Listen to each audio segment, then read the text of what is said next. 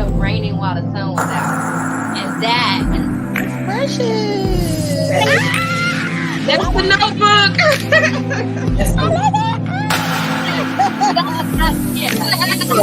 Because I'm not dropping it low and spreading it wide for coffee. Right. For our grandparents. But are we gonna put more with that mark in that prayer? What action are we gonna put in place? I like chilies though, but listen,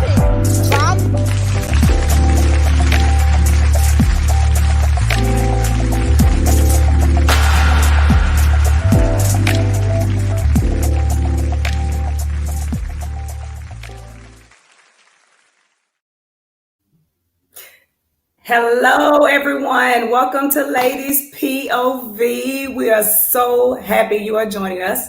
And for those of you who are new to this, we are a panel of ladies who discuss various topics, some trending topics, some areas that, that are just near and dear to us.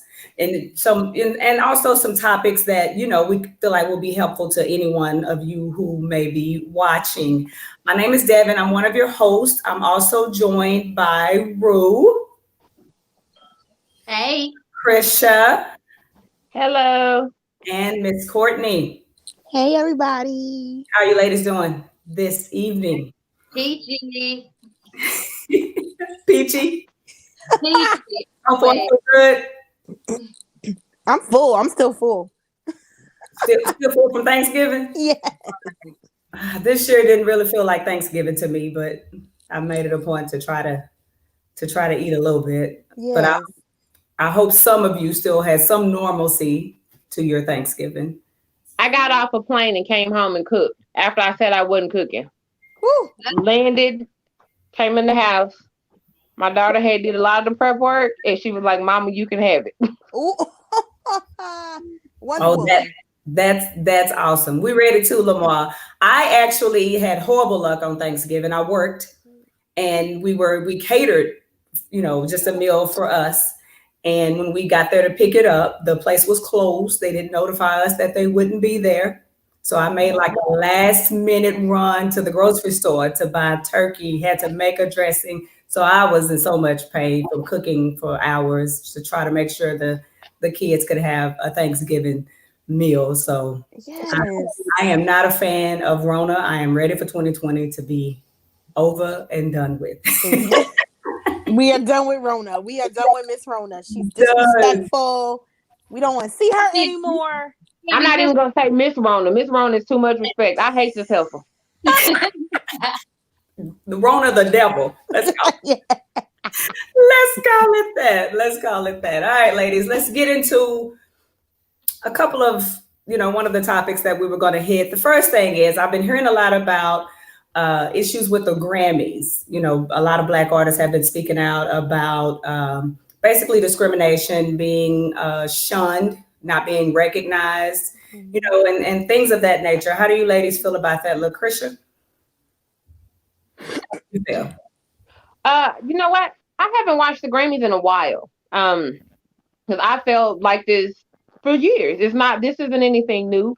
I feel like there's a lot of colored, melanated skin, people outside of what is generally being shown that needs a chance. And so I felt for years that the Grammy has not given other people due representation. So I haven't watched it. I miss the diversity of the old. I miss the commercials. I miss when America wasn't as sensitive. And everybody, I'm not even gonna say everybody, but a lot of people were given a chance. So now it's just like, it's not something that I care to watch. I don't necessarily think we need to have a separate Grammys just for the Black folks because we got BET. But I think I don't count. I do think that we need to do more inclusion and figure out how to represent more than what we do. I feel like this is an age-old thing that we've been going through in all arenas, in all things, in culture in general. We're always looking for that recognition, that acceptance from the mainstream, and it's just not gonna happen, girl. It's just not gonna happen. And at this point, it feels like begging.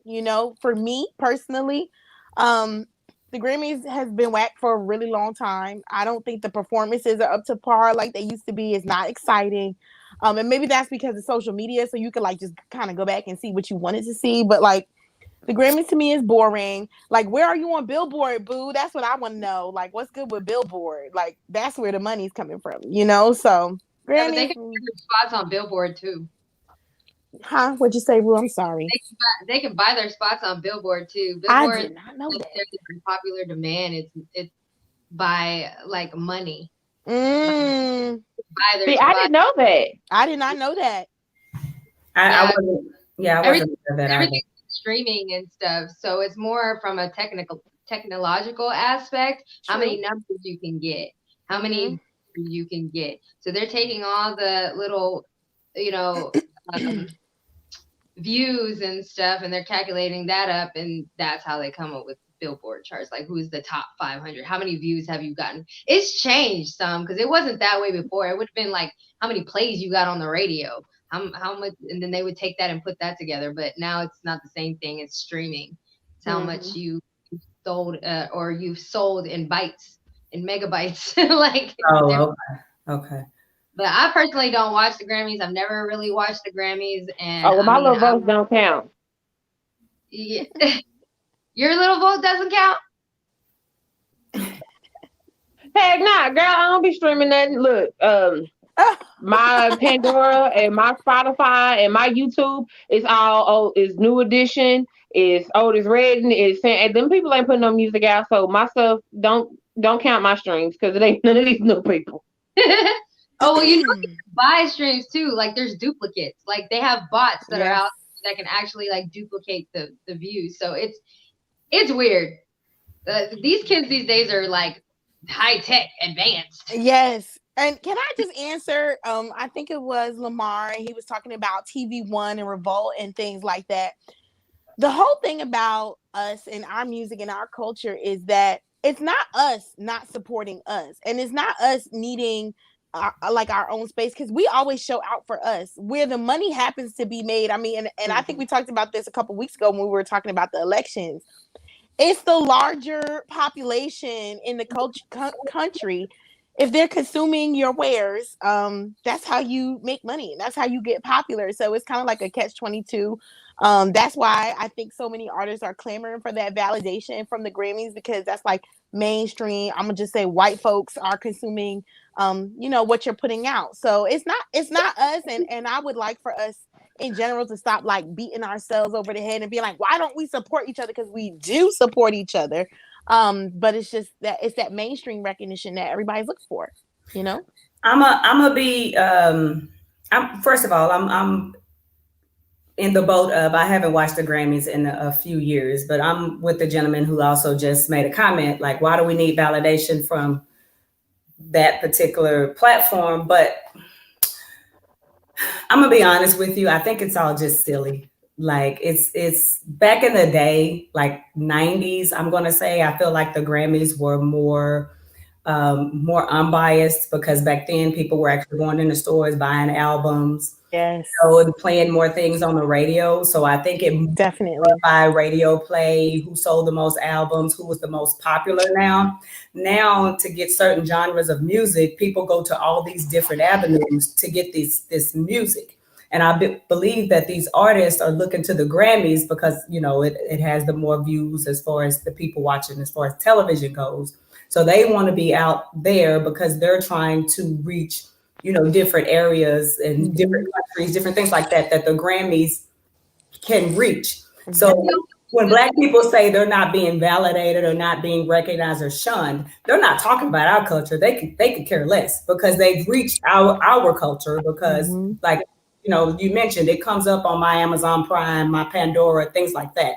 They're upset because they feel like they aren't reaching out to these different people that can bring in more money and revenue for them, which I don't really care much about, because, I will get into the whole capitalism thing, but I don't think that's about us. I think that's more about them. So we don't watch the Grammys. They don't even care if we watch the Grammys. I don't ever hear them honestly say Black people are watching the Grammys. This isn't a Black thing. This is them wanting to reach out to more people and stuff that doesn't really benefit me, mine, or anything like that. And you're right, Lamar. It's just recognition. You know what I'm saying? But I don't see where that does anything for me, for us as a Mhm. culture and things like that. So I don't care. You know what I'm saying? Because if we're being honest, they are highly recognized on your TV ones and your BETs and your revolts and things like that. But they know that that's primarily African American Mhm. or whatever viewers, and they don't want to just be. They're not talking about us. They're talking about reaching out, which I don't care about. They can figure out their own way to reach these other people who, when you know what I'm saying, when I feel like a lot of them don't even look out and take care of their own. So why do I care if they Mhm. I'm watch gonna be honest. I didn't Brittany? even know the Grammys were coming on until we started Okay. asking about time. I was like, "Oh, the Grammys are." The Girl, Grammys. I did it. Like I'm dead serious. I had no idea the Grammys were coming on. If this wouldn't have been a topic, I wouldn't have known. Honestly. I mean, and can we be real for a second? Like, I am definitely a member of the Beehive, but y'all, when was the last time Beyonce showed up to the BET Awards? When was the last time? I guarantee you it was when she was in Not Destiny's owning Child. it back. Huh? Who owns BET? Oh yeah, Viacom owns them. But I'm just saying, if we're talking about our own avenues and things like that, and the things we watch, when was the last time? When was And the last time you heard her on Black radio? Like so as an interview. you're right, and I agree with the last comment that the Grammys definitely is a seal of approval Mm-hmm. for a lot of these artists. But if we non-artist individuals, you know what I'm saying, just us normal folks, if we were to go into the Grammys and really think about how all this works, we don't. I'll say I won't speak for anyone else. I don't know how the voting goes. I don't know how they choose who, what. What do we want? Do we want half of it to be people of color, half non-people of Right. color? Like what do we exactly want? Like I know the weekend was the big deal. Like, so if we vote for the weekend, do they do it because he's black? You know what I'm saying? Or because he's better than that artist that's not black? Or do we, I mean, I don't really get how that goes, and I What don't know. songs does he have out right now? Couldn't Good tell you. good question. And I consider him going more into the pop arena, you know, Mm-hmm. now anyway than the other. So I don't really care what he thinks. You know what I'm saying? Like, so I feel like I don't think that the Grammys should just give these people recognition and give everybody recognition because we're black. You know what I'm saying? And I don't know how the voting system goes. So I think they should learn that algorithm. You know what I'm saying? As a black culture, learn how that works to make sure we get a shoe in on the front end. You know what I'm saying? Instead on the back end, when it doesn't happen, then we kind of throw a fit, and then everybody's like, you know, let's boycott the Grammys or the Oscars or whatever they feel like doesn't give us the recognition. What do those people with the money at the top need to do to make sure it's, you know what I'm saying, all inclusive? Mm-hmm. That's kind of how I feel. And to Miss Shantae's point, she said, we're the minority. We're not going to be the majority at the Grammys. And I absolutely 100% agree. But it sucks because, as you know, all American music comes from Black music, period. Like, you could trace it back. You know, the artists that influence the artists that influence the artists. If you keep going back long enough, you're going to find a Black artist. So it really does suck. But hey, it is what it is, you know?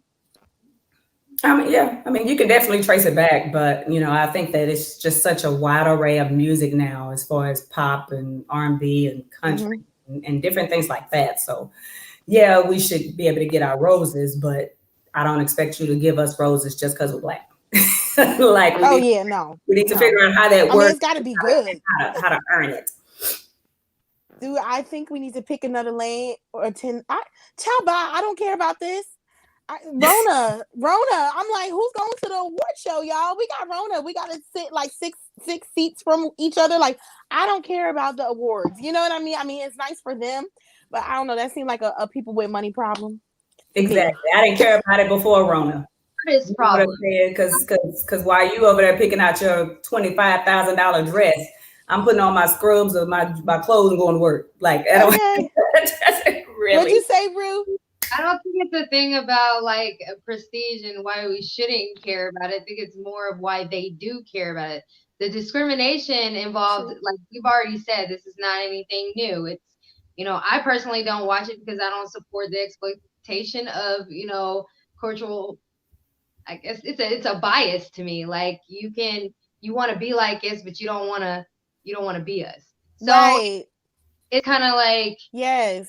so I don't feel like we should keep saying, we need to have our own stuff, or we need to be putting people in positions to where we can get the same recognition. Exactly. It's not dismissing, oh, well, we'll just get our own shit. Like, no, I want their shit. Yeah, That's right. how I feel about There it. are owed. there are execs and people of power who drive that bus, and those are the people that they need to be getting. Because think about it, Jay-Z is huge; he's a billionaire. They have ways of getting to those people to figure out what needs to happen to make sure that it's more inclusive, and how to make sure everyone is getting their say in, and how to make sure everyone is being fairly recognized and things like that. You know what I'm saying? I mean, I but think it needs to be more talent based. about having an art. It's not it's the camaraderie, and it's the pulling people together to recognize their accomplishments. I get that part of it. The Right. diversity fails is because you've had this thing set up since 1959, and then you can only account for maybe 25 people of color that actually have won Grammys. Right. That is a problem. How many? Since Definitely. 1959. You can count, very little amount of people of color that have actually achieved a Grammy. That's what they're talking about diversity. Like, I don't feel like that part is the right part, and that's why I don't watch the shit. Right. Gone, Ruth. We done Period. past 15 minutes. Say what you wanted to say. We're in the safe zone now. You can talk. We passed our 15. You can talk, Ruth. Oh, I'm good. That was pretty much all I wanted to say. Like, I'm not gonna watch that. And if they want to change it, then that's exactly where they need to start. Is an equal opportunity for the artists to actually express themselves in a way that doesn't. Ooh, somebody trying to come in on me. In a way that it doesn't. See, he knocking now. I can't even say. We talk about kids. How we get rid of these right here? Let's get rid of them.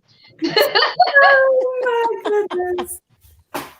Well, okay, ladies, since we're talking about we're gonna get rid of children, let's hit on some discipline, techniques. Most of us were raised, sputterized, spoil a child type things, but I know people evolve, and thoughts, and techniques and all that evolve.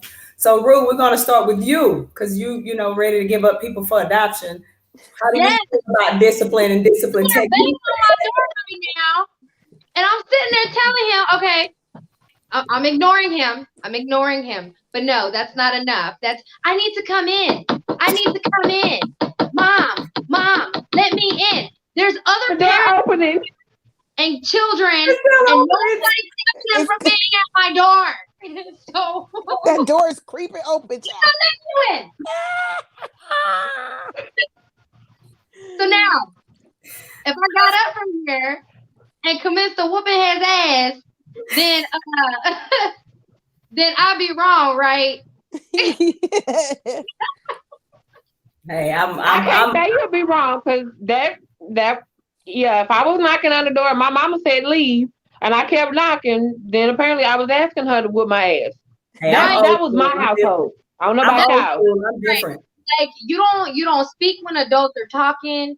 You don't jump in grown folks' conversations. When mama said sit down, that means sit down. Like, there was no argument. She would just cut her eyes at you, and you already knew that you needed to stop. That's what it was.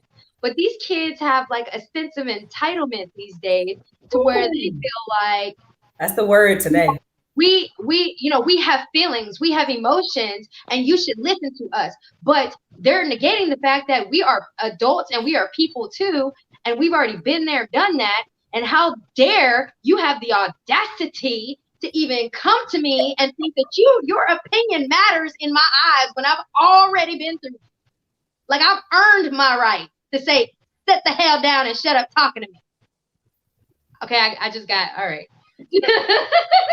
Rub For your real. ears, your pressure points. Get your pressure points. Breathe. There you go. So I think that I'm on the opposite end of the spectrum of everybody. Because kids are people too. And do any of us perform well under pressure? Or, if you don't understand something and you're asking, hey, why can't I do this? Because kids genuinely, I don't think, in my experience with children, I don't believe that they're asking to annoy us. And I think a lot of times we do respond from the frustration because we already know. And they don't. So they need somebody to tell them. Now, do I believe in discipline? I'll shake you up a little bit. Yeah. When my nephew is at my house and he's not listening, I I will jump out the chair, grab him, shake him up, and say, "You're not listening to me." But that's it, and that Second scares baby him. syndrome. That's it. You not listening. When I talk to the teeth, like the mouth is not on, and the teeth, that scares him. I did that to him the first time I did that to him. He took a nap. He put himself to bed because it scared him so bad. Because Auntie Court is normally like, "Let's talk about it.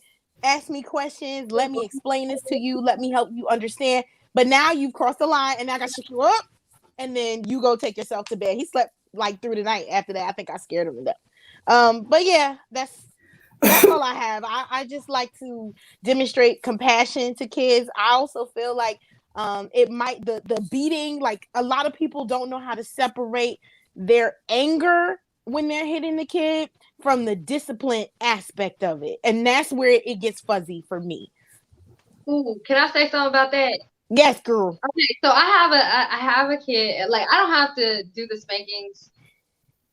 Mm, Actually, I don't really have to do the spankings at all too much. The only Yeah. time they really ever got a spanking is when they did something like really outlandish, um break something after I told them to cut it out and they broke Mm-hmm. it.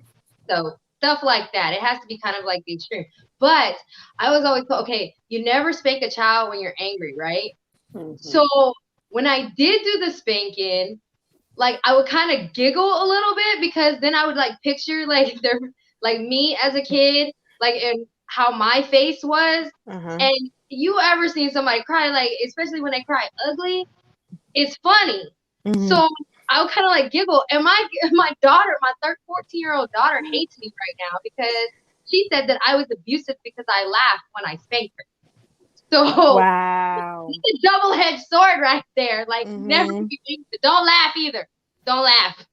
Right. So See, I'm just on both ends. I grew up in that household. My parents, before my dad got out there on drugs or whatever, my parents, we were very, very strict in the church, Baptist. My daddy worked. My mama stayed home and cooked. My mama told my daddy when we acted up, and then he disciplined us. We were I always heard stay in the child's place. We were never allowed to come in and talk to our parents. And so, like, if something was bothering us, I couldn't express that. And I decided when I got older and had children, my kids would always be able to come and talk to me. We have 1 hour a week where they can come in and sit down, and I tell this is the safe zone. Say what you need to say. Don't worry about getting a whooping. Now they can't get disrespectful and go to cussing and hollering and stuff, but they can voice, okay, mama, this is what bothered me here. This is what is bothering me. How do I do this? And we have a conversation. Now it was a time when they was getting whoopings. Um, but I have to say, when I was whooping them, it was because I was frustrated and I didn't know how to handle what they were going through. In my going to counseling and getting help, I've learned different techniques of parenting and processing my emotions. So now when they do something, I step back and I say, okay, why? What is the reason behind this? What is the source of that? Now, if you come home and you tell me this girl has been bullying you, I'm not going to get upset and jump down your throat and tell you, well, if you don't beat them up, I'm going to whoop you. No. You come home and you say, okay, well, I got detention because I hit them back. I'm going to step back and I'm going to say, how many times did you go tell the teacher? And if you say you told the teacher once or twice, I'm not mad about that detention because you did what you were supposed to do. You went and you told that teacher, you followed them steps. That detention is fine because I have that respect authority, but when they don't step in, yeah, you gonna get them. But I'm in the middle. I'm not completely away from whoopings, but I don't think a whooping is solving everything. Honestly, I really don't even think it solves anything. It makes you feel better. You got kids that mess don't work on. Well, I mean, I have three. I have three, and they all had totally different personalities. And there's one child who never got a spanking because she was scared to death. And that's my youngest child. And usually when she got in trouble, I thought she was going to get in trouble. She would cry and run and conform and do whatever you ask. And so she was smart in that aspect. She knew. My oldest child, she had a bad attitude, so she would get spankings, but because she was the oldest, it was kind of like the situation with Lucretia, where it was more my frustration and my getting tired of having to say the same thing over and over and over again. And then, of course, when she got older, no. And then there was my son, my God, who did get spankings. They did absolutely nothing for him. Eventually, he no longer got spankings because I realized that I was only hurting myself more than I hurt him. He would get a spanking, look at me, and be like, "Okay, you done? Now what?" It did absolutely no good for him. So my discipline technique for him, and then it trickled down to his younger sister, was I learned that I hurt him more by taking away privileges and taking away things from him. You take his video game, this boy would beg you for a spanking. You see what I'm saying? You take that. And Lamar, thank you so much for that super chat. We appreciate that. We appreciate all the super chats, So if any of you just have a little extra money, it's Black Sunday in my book. We don't call it Black Sunday. We take all the super chats. Yeah. It's Black Sunday. We just making up stuff now. Okay. Yeah, it's Love a Black Woman Sunday. Right. But for my kids, I have learned, and my youngest now, I learned with her, because she has a vehicle, she has a car, she has her phone. That's her lifeline. When I started talking about taking that phone, when I started talking about taking that car, and we talk about it on the front end.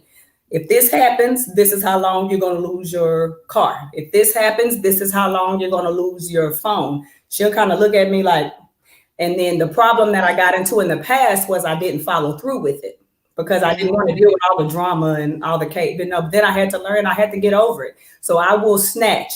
And if she does all the crying and getting on my nerves, I will tell her I will take a hammer to this iPhone if you ask me for it one more time, because now you tell me why you lost it and why I'm holding on to it.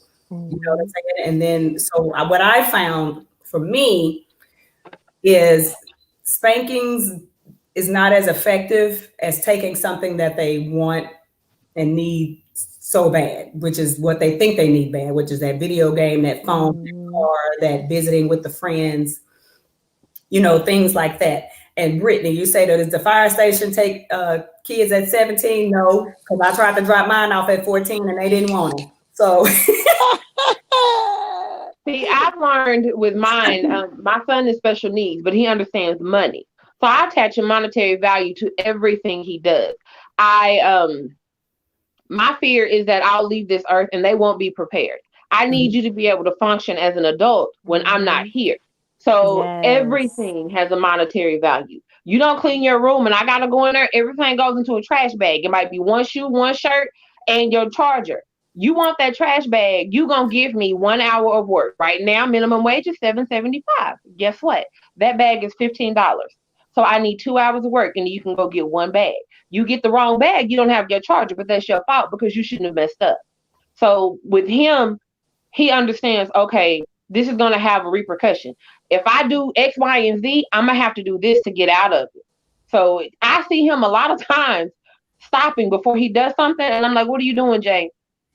I'm trying to decide if I want to have to do this, or if I do this, you're going to take that. Yeah. So I hit him in the pockets, and he is a Jordan fan. I had to take his debit card.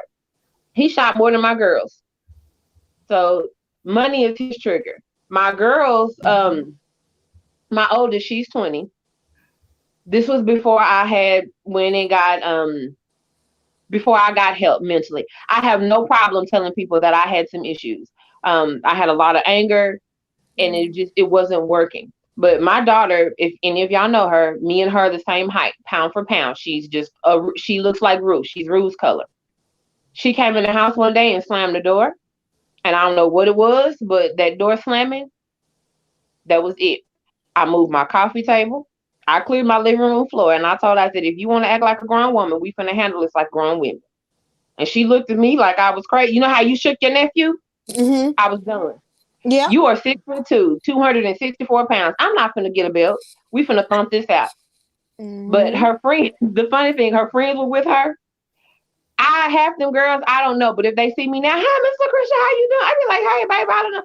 And they'll text her like, I saw your mama. Your mama's still crazy. I'm not crazy, but I'm not going through all of that. I'm not dealing with that. I Yeah, work too hard and I provide too much okay. for you to be crazy. So I'm gonna come up with alternative methods that are tailored to each one of my children. And like you, my youngest daughter, she's real sensitive. She's my politician. She's gonna go out. She's the one that cooks with me when I cook for the homeless. You know, every time we go somewhere, I have to tell her, you can't give all them people your money, all your money. You got to save some of your money. So with her, I get to her by saying, you can't go volunteer over there. No, you can't. We're not marching in that march. You know, so she's the one that at the safer protest, she was at all the protests with me. I didn't let her go downtown Dallas, but um, she Rue, this is a compliment. But I think when she gets older, her and Rue, babe, I think that's why me and you, because I see a lot of my baby. I can see her evolving into you. Like if you bring her an issue, she's the one that's going to tell you, if you bring me a problem, you got to bring me a solution, or she will walk away. She's not going to listen to you. You can't come to her and just say, oh, this is what happened, because she's going to say, what you going to do about it? Exactly. But, yeah. So, I mean, it's just each child you have to deal with. And we had someone say their baby wasted chili on the floor after she told them not to come out of the kitchen. I think it was Shantae. Shantae, for me, I don't know how old your child is, but I would make them clean it. I would not clean it up. I would make them clean it up, especially if they get an allowance. I would make them buy the scrubbers. I would make them buy the detergent, whatever it is. And you got to get down there and you got to get that clean. And I need you to understand all the muscle that you're putting into it, all that hard work, that's going to stay with them more than if you whoop his butt. That's temporary. He's going to be in pain 5 or 10 minutes and he's done. But I guarantee you, if you make him get down there on his hands and knees, especially during something that he want to watch, he ain't going to forget that. He ain't going to come out that kitchen no more because he ain't going to do that no more. Okay. So I don't know if my kids like kind of look at my height as another deterrent to try to test me, and I feel like that's the reason why I kind of have a Napoleon complex, because even my kids, I have to be like, all right, we can go if you want to go. But I've tried. I originally started with the spankings, and then I was like, I'm not doing the spankings. One, because again, I'm little and they're bigger than me, and I'm not gonna sit here and start swinging a belt. So I would take stuff away. The things that I would take away mainly is their phone, electronic devices, anything that's going to keep them in their room and isolated for hours upon hours. Like, I cannot stand it. They only have 2 chores really in my house, and that is to clean the kitchen before they go to bed, because I cook, you eat, you clean. And then make sure your room is clean. I don't know what it is with teenage girls, but they are disgusting. Their room smells, and they got socks and underwear and shit everywhere. And every day I'm having to go in there like, and I know they're like, I have another a 14-year-old that says, well, it's the mom's job to go and clean up behind them, right? Okay. Who? Now, listen. Excuse me. Okay. It's the mom's job to take care of her kids, and that to include washing the dishes after they eat and doing their laundry. And this is her mentality. This is what she goes by. And everything that I do, if I tell her to clean her damn shit up, then that's abuse. It's abuse to tell her Goodbye, girl. Yeah, okay. My kids feel like really, really privileged, like really, really entitled. Okay. And then you have their other parent on the other line that's validating this. So then it makes it even worse, because I'm like the devil. Now, my husband's mother is the same way. She's of the Hispanic culture. So they're like, you're supposed to do A, B, C, just like my daughter said. Now, I do have other kids that learn differently. And if I do start taking stuff away, then they get it. The other ones will go complain to the other parent or grandma. Yeah. So Then you call Well, go live grandma. with You them tell then. grandma to come over there and wash them clothes and make up Okay, that okay, bed and let fold me them do socks. that. that too. Now. Let me pack this bag. Let me pack this bag real quick. Yes. So I've done. It's like I have to continue to evolve and change and adapt and adjust, like with every turn. So when you have like the dynamic of like the family, you can't. To me, I can't just say, "Oh, I'm not gonna whoop my kid," or I can't just say, "Oh, I'm gonna take things away from this kid." Like I literally have to change my discipline every single time that they do something. Like this Shout out kid, to you. yeah, like this That's kid. a lot. I told her, I warned her. I take 2 kids. I have my niece too. So I have my kids and my niece and my stepson. So I tell the two that are failing on the progress report, I say, hey, you don't pass, I'm gonna whoop your ass. That's it. Tell me why the boy, same age, passed. He passes. And he's the one that I really didn't think he was gonna pass. Good for him. She was like, oh no. she was cleaning her belt off, y'all. She was like, he ain't gonna pass. He ain't gonna pass. Yeah. But every single time that I tell him that he better pass, he passes. My niece, on the other hand, she's like, I just didn't feel like going to class. Like I didn't. And this girl is like almost 6 feet tall. So me with my 5 foot self, again, I'm not trying to swing no belt. I've already taken her phone away. What's the alternative? What's after that? You gotta kill her. You gotta kill her. That's it. Like, that's it. I don't know. I don't know what to do with this one. Like she's gonna have. You're right. You have to be creative. The creative part. Now I done told her. I was like, well, if you want to go back home with your mom, like, because she's here for a reason. We'll put it that way. She's here for a reason. If you want to go back to your mom's, you have to pass middle school. If you don't pass middle school, guess what? You're stuck with me. Hopefully that makes a difference. I don't know. I think it will. You're saying that your 5-year-old told you that they would rather throw the toys away than clean her room. That's manipulation. That's manipulation. You have to follow through with it. You go to that room and you put all those and let me tell you, I've raised almost 3 adults. Let me tell you, you put all those toys in a garbage bag. Let me tell you how to do it. And you take it outside to the dumpster. Don't you throw your money away, but you pretend you taking all those toys away to the dumpster, and this child is going to fall on the floor, throw a fit. Not that moment, but eventually they will. And don't buy another toy. You're gonna have to call a bluff. Call a bluff. Make the 5-year-old put the stuff in the trash bag. Yes. My youngest. And take it out to the was like dumpster. Go get it out the dumpster, because like I say, don't throw your money away. But call your bluff. No, that's why you have other people buy stuff that you don't want to buy. So you let them buy it, and then you threaten them with it, and then if they don't, then you can follow through because you didn't pay for it. So that's not, like and for the kids that you have. And for the kids that you have who are older and teenagers who think they know everything, let me tell y'all what I did in my hometown. I had a police officer literally come to my house because I went through the whole, you're supposed to do this. You can't do that to me. That's against the law.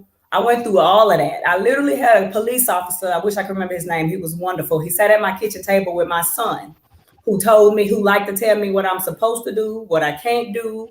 If I go to work, that's my money. He explained to my child that they have no rights as a child. They own nothing as a child. It don't matter what they have. He explained to my child that I can do anything to him as far as discipline, short of taking his life. If he was to call the police on me for disciplining him, he says, yes, we'd have to charge your mom, but there is hardly no police officer in the state of Texas that's going to convict your mom of doing anything to you if she wasn't trying to, really beat or abuse you. But as far as disciplining, sorry, he said, and while your mom's in jail, you'll be in foster care, and I promise you it won't be like it is here at this house that I'm looking at. So, and then that taught him a lot. Did he still act up? Yes. Man, he don't live anymore. But that's just that boy Child. He at the fire station. Look, Brittany, tell him he can come out. But we had a comment, and he said, "How do you handle your child acting up in public?" It says, "How do you handle punishment in public?" If your child acts up, okay, okay. So So mine, I'm they going where? already know if I'm crazy in the house and I've taken you out and I'm spending my money on you and you want to act up, let's go. But mama is a clown 24/7. It's so bad. If I get to acting too crazy, my kids be like, "Is your sugar low?" My sugar's not low, but I am a mirror. If you want to act a fool, I'm gonna show you a fool, and it shuts it down quick. Kids do not like to be embarrassed, just like grown-ups don't. So when they get to act, my son, not my son, my youngest, she was 6. She was jumping up and down. She wanted this dog. I walked out. I said, if you gonna act a fool, I'm gonna leave you right there in the middle of Walmart and I'm gonna let you act a fool. I was 4 or 5 hours over. She was screaming, "My mama left me." When you decide to act like you belong to me, then you can come back with me. But until then, they could have kidnapped me. Ain't nobody gonna get you acting like that. You all right. I knew exactly where you were. I did the same You thing. don't have no more problems anymore. I had one time where my kids tried me, and I figured it out. Because I'm a little quirky, and I'm like that person that really doesn't give a shit what anybody thinks of me, and I will embarrass myself, and I don't care. So, kid wants to act up in the store. I keep telling them stay with me. They keep running around the store, and it is so funny because my mom was with me too. That's another story. But my mom was with me. So, oldest kid wants to run off. They want to scream, "Mom, mom, mom, mom, mom," in the store. So I did the same thing. And my mom was standing right there. So I turned circles in the store. We're on the freezer aisle, by the way. Freezer aisle. I'm spinning in circles. I fall out on the ground and I roll around and I'm like, "Mom, mom, mom." What was my Facebook Live when you were doing this, honey? I could have got a whole lot of views that day, child. Yeah. Stopped and looked at me like, "What the hell?" I said, "Now that's what y'all look like when I'm in the store. Now go take your ass somewhere and sit down." Love it. Oh my God, that's The one time Courtney, our babies don't act like that. Courtney ain't gonna have no kids listening to us. Listen, She's like, I'm gonna say I'm auntie. I give them back. close. But I do work in retail. I'm a retail manager. And I discipline kids who act up in my store, but I do it in a nice way so that their parents are not like, "Oh my God, you're talking to my kid." I said, "Hey, I see you. I see that you're, helping me organize my products. You want to clock in?" And they look at me like, "Oh my God, I'm so embarrassed." Or, "Hey, I'm like, "Hey, why don't you apply? Let me give you one of our hiring cards." I say that to the kid. Or, "Let me give you one of our uniforms and you can help me move those boxes over there." Yesterday I was fixing something and our fixtures are like drawers, so you can like pull them out, but they're big because we carry like high capacity items. And the kid was like acting up. He was behind me. He was doing something, but I didn't know he was behind me. So I was fixing, and I turned around with my full body force and literally knocked the child into the drawer, like full body in the drawer, not just like hit the tape. Like, no, he was in the drawer. And I looked at him like, "That's what your little ass get." And then I kept it moving because what are you doing? He needed it. It's fine. What are you doing? Now you're in a drawer. Now you're in a drawer. You should have closed it. You should have closed the door. Just closed it. now, and his mother, she was like, "Close your little ass up in the drawer." That's what you should have done. Right. You look like Box trying to get out. That's horrible. That is too funny. I'm glad I ain't his mama because I'd have left him in there. Right. I'd have walked right on by. I mean, we're laughing and joking, but I heard you say the other parent or whatever. I do see a difference in disciplining our children with our partners or our husbands or whatever you want to call them than us. Like, sometimes I'm tired of being the bad guy. I don't always want to be the disciplinarian. And like, I'm single now, but I was in a serious relationship. And I would say, you see how they react to you. You just look and they get in shit. Do that more often. Like, take some of this stress off of me and stop making me be the one that's always screaming and hollering. Because hell, if I'm stressed, they're going to be stressed because we're going to go back and forth. I don't know why men do that. And then it's like with my girls, when he was here, my baby girl, she said that she was toxic because Uh-oh. Uh-oh. Krisha, come back. Where'd you go, Krisha? Oh. That was a good story I too. I have been know it. It I got places. was into it. I was like, girl, what happened? oh. Is she back? Are you back? Are you back? Okay. All Dang. right, child. I guess that's a good way to segue into Breaking toxic ties. breaking toxic ties. We should also say breaking toxic connections. And Yes. That is not what that That means. Wi-Fi is there toxic, you are. Krisha. There you back. Hey. I thought y'all cut me. I was gonna say, oh no, these heifers did not. We didn't. We didn't. We didn't. But now that we've segued into the next topic, you can give us what your thoughts are as far as breaking toxic ties. This one is really big with me. Being a survivor of child molestation, being a person who I'm 6'2". I've always been really big. I've been really tall. I've appeared to be really loud, boisterous, the life of the party. So I had a lot of friendships that really weren't healthy friendships. I had a lot of connections um, that I used to kind of mask what was really going on with me. So people didn't know the fragile state that I was in. And I kept these toxic relationships because I felt like if I let them go, then I would have no relationships. I didn't know how to function as a healthy person.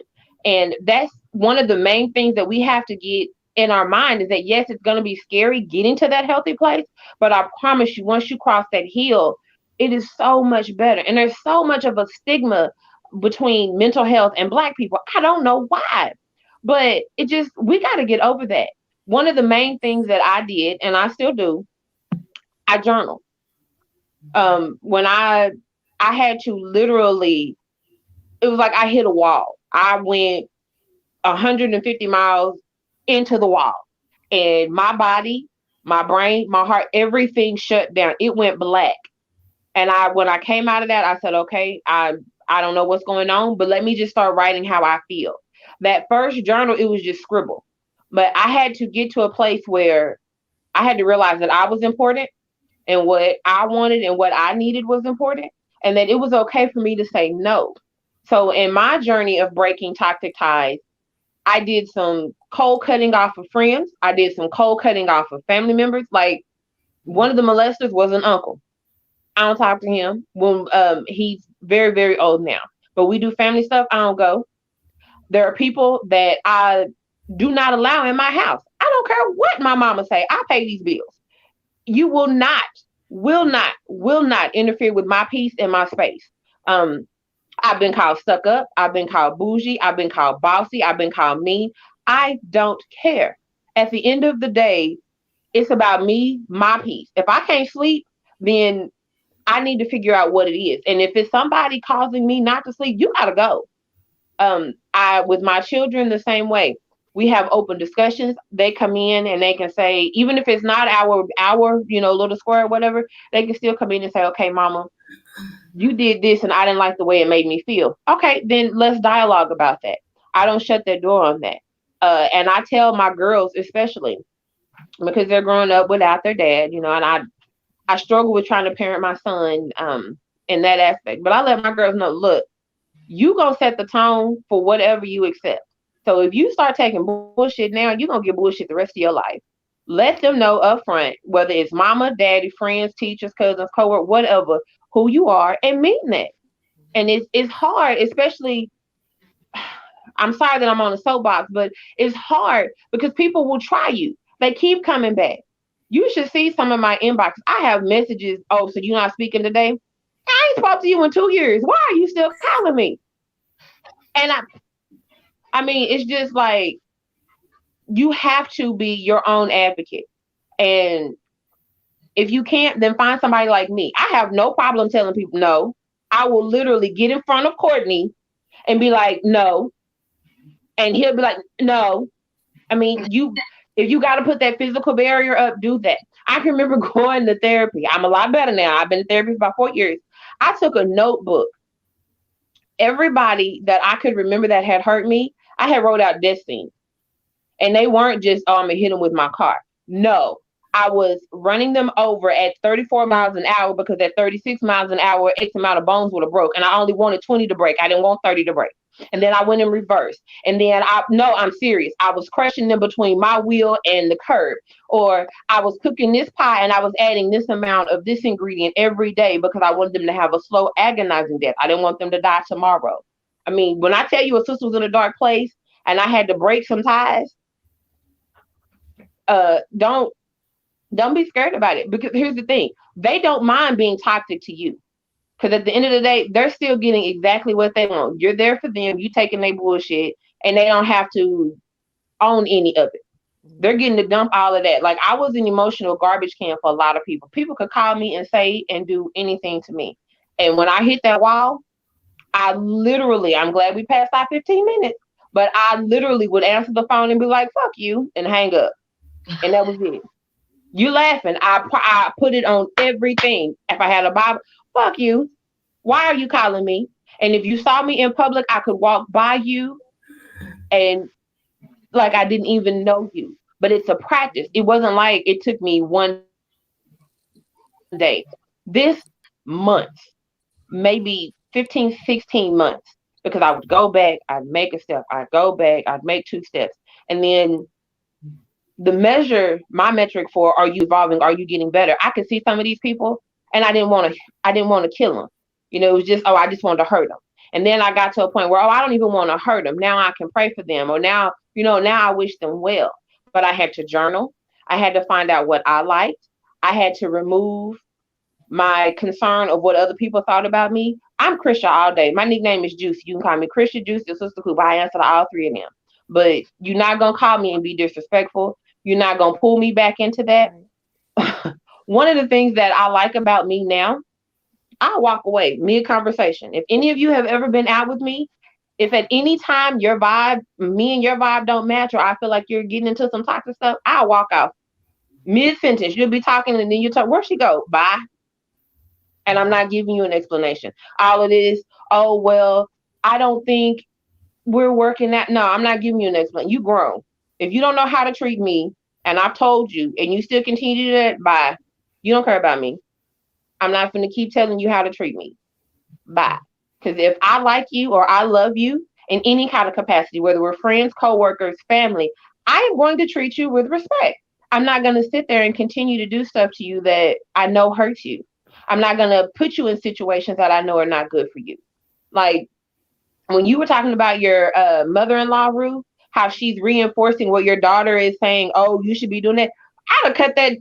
I know that's your mother-in-law, and but I'd have let her know, look, I pay these bills in this house. This is my house. This is my son. I mean, my daughter with your son. But yeah, this is mine. We've had, as soon as she said that, we had the talk. Because again, I don't let stuff linger. And I think my downfall is more I try to give the benefit of the doubt to everyone. It's kind of like, I don't sugarcoat anything either. So I really didn't care that it was his mom. It was just, I had to try to figure out a more tactful way of telling her that I really didn't give a shit. You should hear how many times like you call me because of that. I'm not kissing your ass. I'm not. My space, my mental health, my joy is so important to me now. My peace, that I'm telling you, I have blood where we share DNA. They cannot cross my door because you are evil. You are toxic. You are not coming in here. I have people I go to church with. You can't hug me. I'm not able to help with this one yet. That was my laptop. Who's trying to help you? Right. That was my laptop. Oh, sorry. No, it's okay. It was my laptop talking. I think that probably trying to say, tell that girl to hush. I think that Black women are socialized to sacrifice ourselves, and it's to our detriment. Yep. I think a lot of times, speaking of breaking the toxic ties, I think we're almost socialized to see how much we could take. And it could be that whole workhorse mentality, it could be pathology, going back to slavery, what have you. Whatever the reason is definitely something that needs to be addressed in our community. I'm gonna tell you right now, I choose my peace over all things, point blank and period.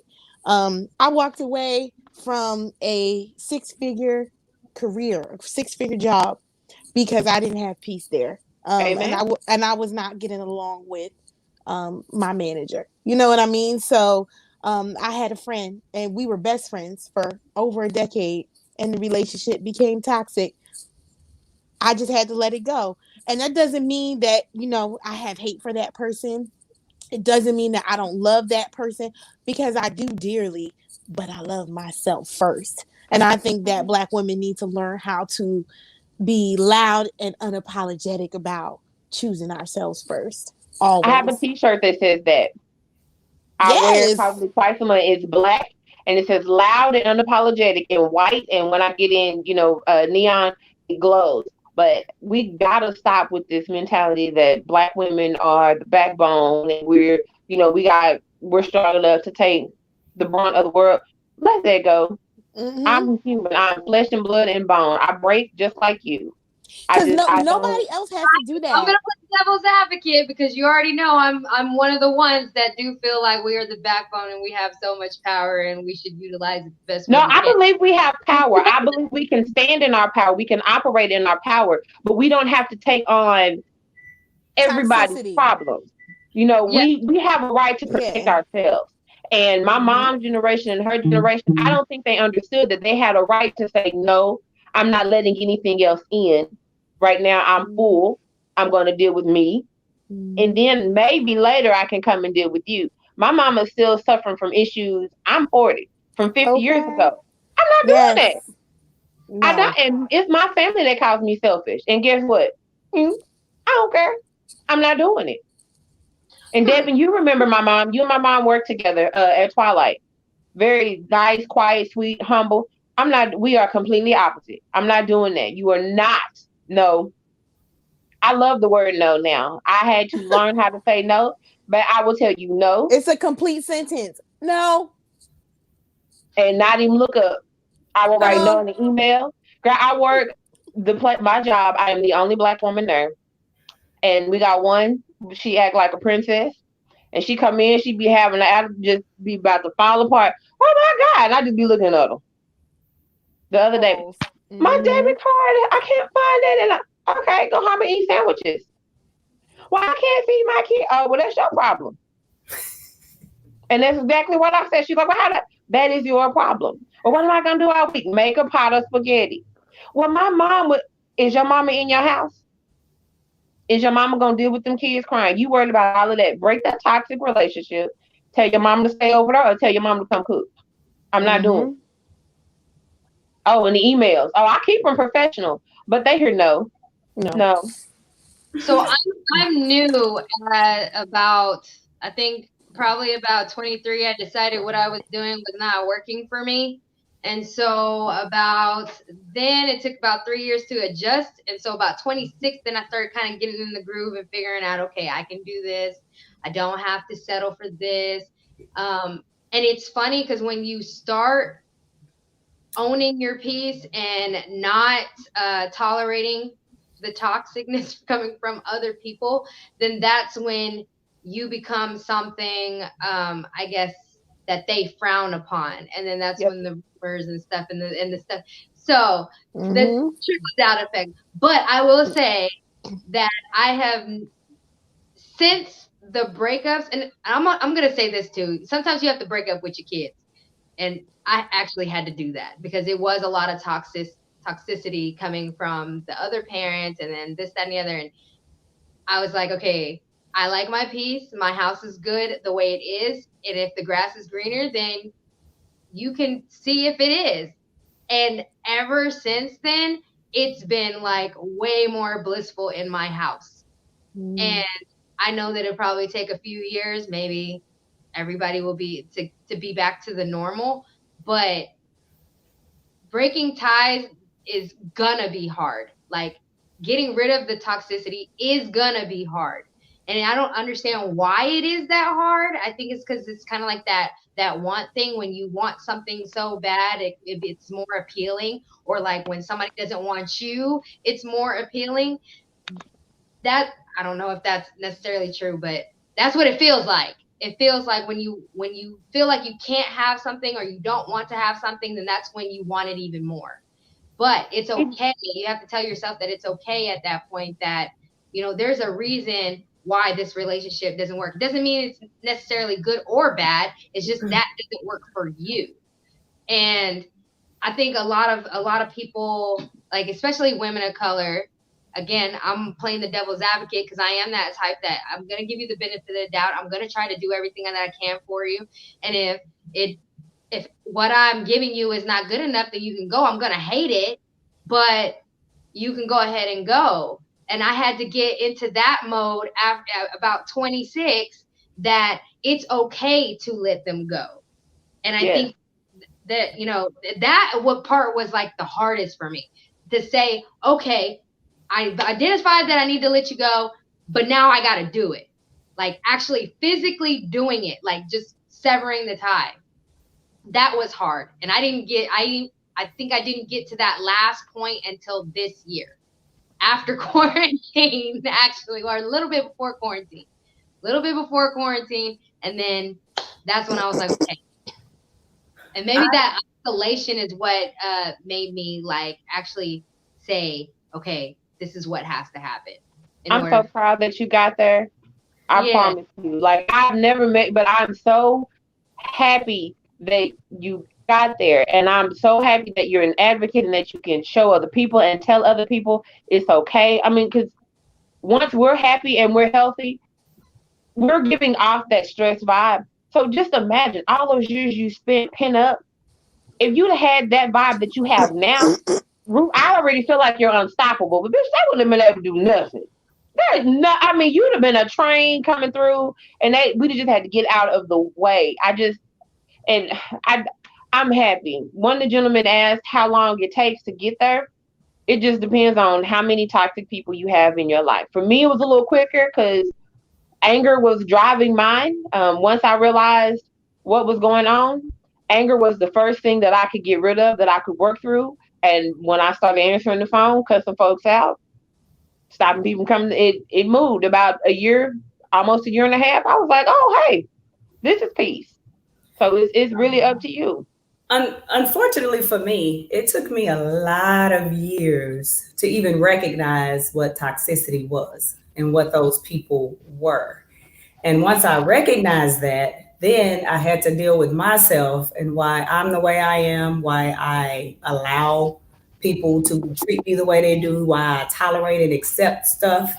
And what I figured out for me, which from talking to other women, a lot of women are similar. A lot of women haven't gotten there yet, is I had to learn, number one, to stop caring about what people thought about me. I was always worried about being judged and what it looked like when I cut off this person or that person, or when I stopped doing that, because you can cut someone off or stop doing something for one reason, and then everybody, including that person, is going to make up a narrative to why you really did that. And they're going to paint you as this bad, evil person. So I had to, for one, stop giving a hot damn what anybody thought about a decision that I made. And number two, I had to realize that I'm going to be okay without that person in my space. You know, I had a fear of being alone, had a fear of not talking to that individual, had a fear if it was a relationship of moving on by myself, didn't know how to start, where to start.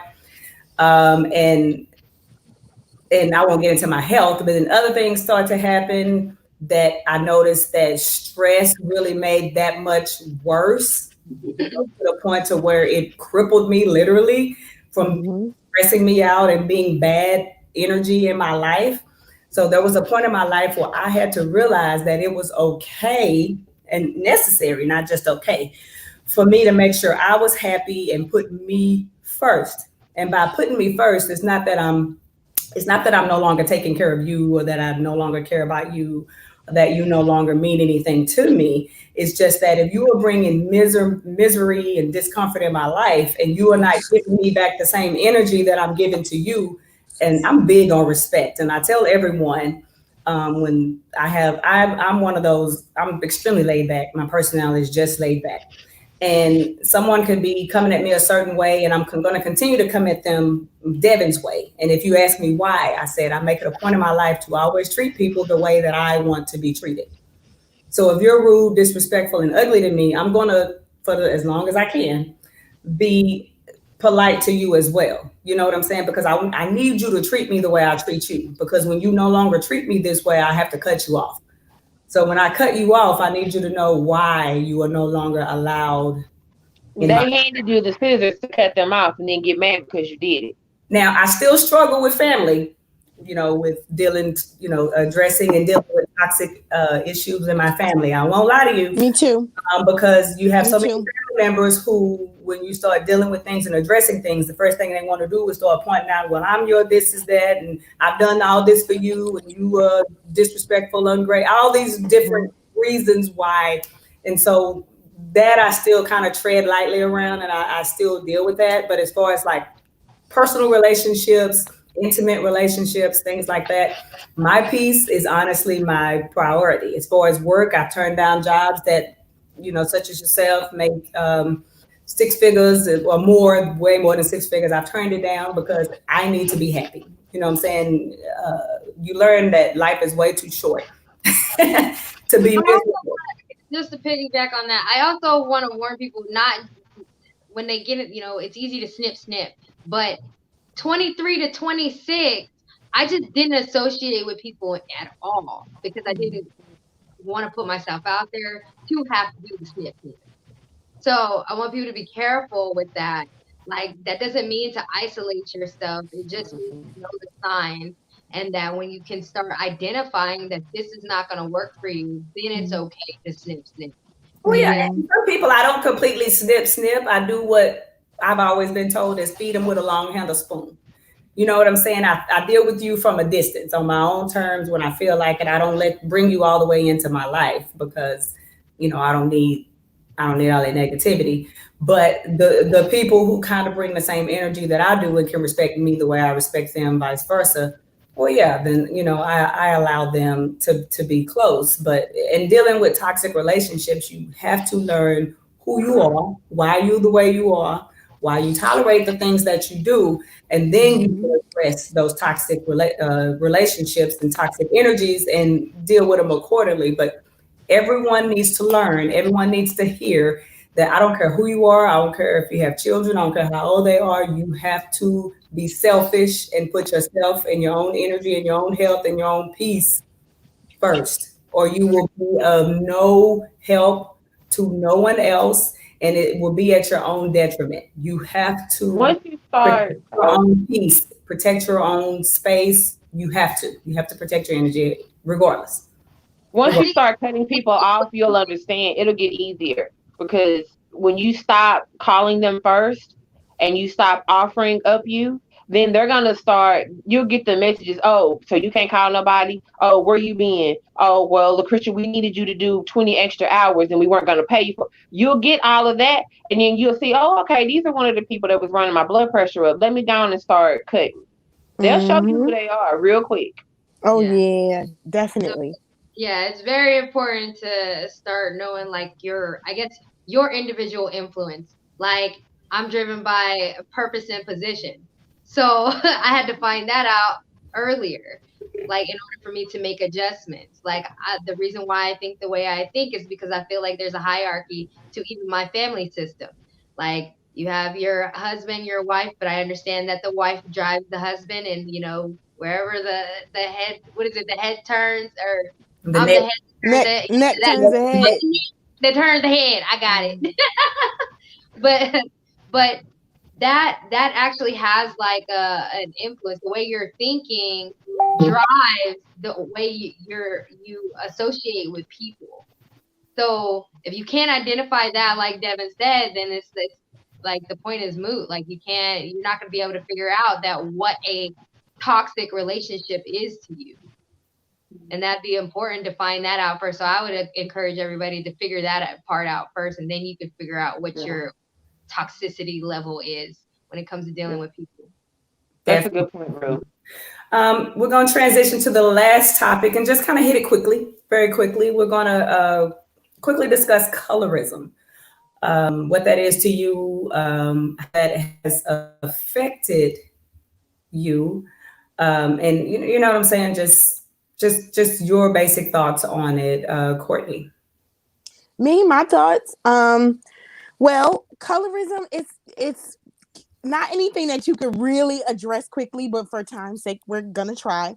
I think the main issue with colorism is something that we often kind of glaze over, and it's white supremacy and its proximity to whiteness, right? So like the closer to whiteness you are, the more privilege you're afforded, right? So I think that we need to figure out a way to unpack that privilege, right, in a constructive manner, right? Because I think what happens is a lot of times it's an emotional topic, so people will get emotional about it, but we really end up attacking each other, and we never attack the root cause, which is white supremacy and the power that white people have to basically give or take away privilege, and not even privilege, like survival, in society.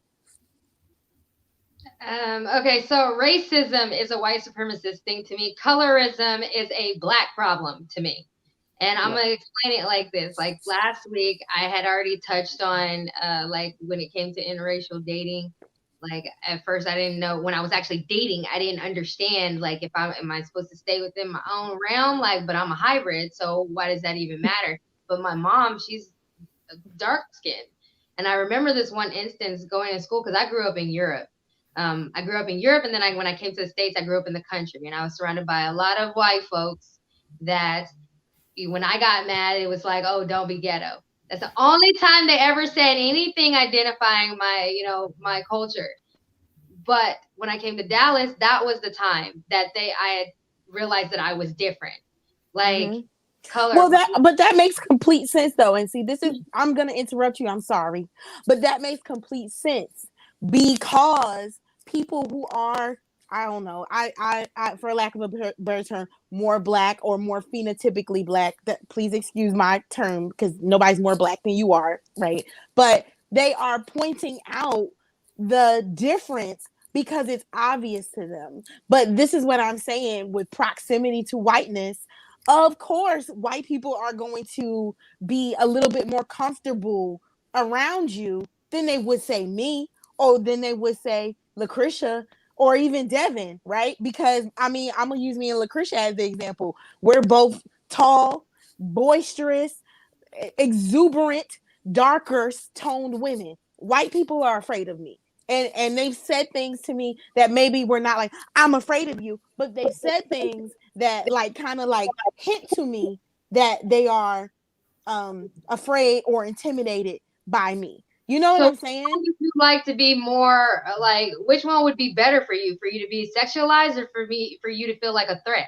I mean, neither one. What does that even mean? Neither one is better. Talking about colorism, if we're more appealing in the eye for being light skinned versus being threatening because you're dark skinned, then that's like, to me, it's the same. So when I say appealing, I don't just mean sexually attractive. I mean somebody that you can identify more with and less threatening. That's all I'm saying. I don't mean more physically appealing. No, that's not what I mean. Like sexually attractive, that's not what I'm talking about.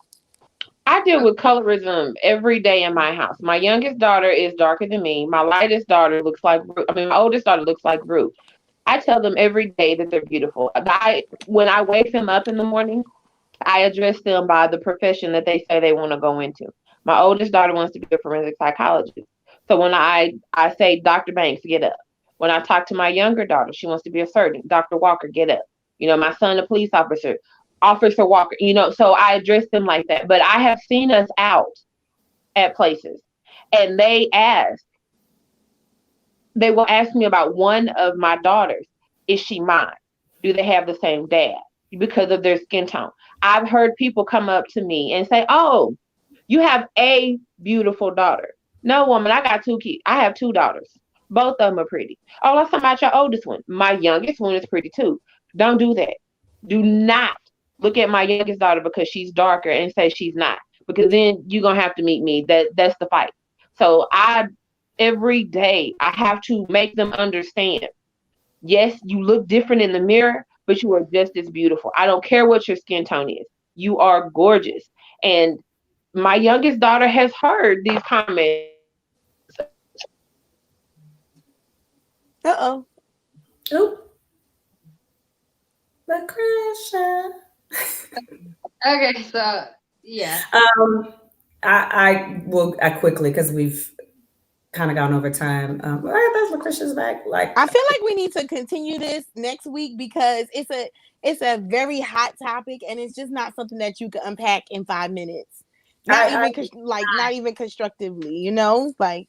I agree. But just very quickly though, I do also believe that colorism is a thing within the Black community. It's not, you know what I'm saying? I just think that some people feel, that if you're lighter, if you look a certain way, you have it easier, or you're more privileged. And I do think that there's a fear of you, the more ethnic you appear. There's a fear of Black people, the more ethnic you appear, especially if you carry yourself in the stereotypical way that, as far as Black people. I do agree with that. I think that there's more of an intimidation. I'll notice that in my own life. I notice that there are certain people who are more comfortable with me versus someone who looks a lot different than me. You know what I'm saying? But when it comes to white people, I'm just Black. You see what I'm saying? They have the same fear of me that they do anyone else. So the only time my complexion or my look or anything like that comes into effect is only when I'm around Black people. And any Black person who knows me, it's not a big deal. You know what I'm saying? And if I'm being quite honest with you, I have more of an issue with like colorism when it came to Black men.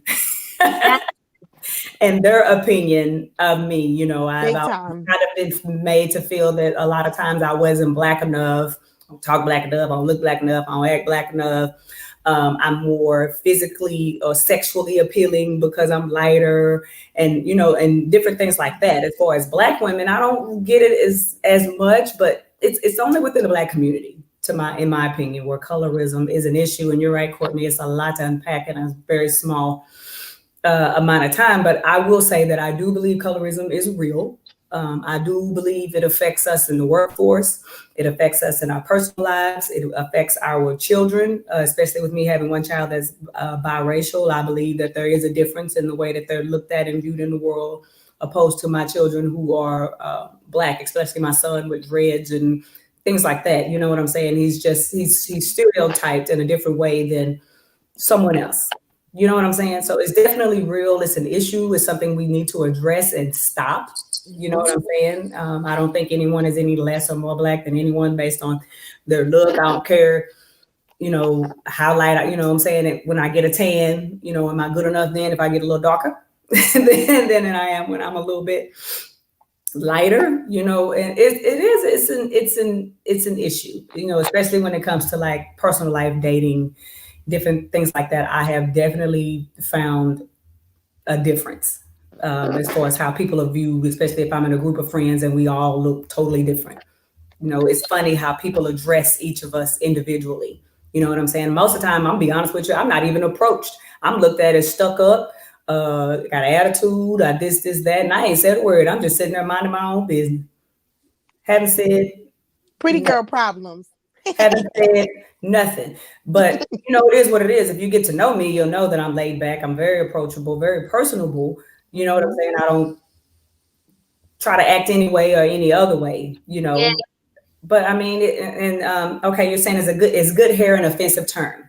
Yes. Freaking hate. Yeah, talk about that next week, because we ain't gonna get off if we start talking about that. We need more time. I totally agree. Yeah.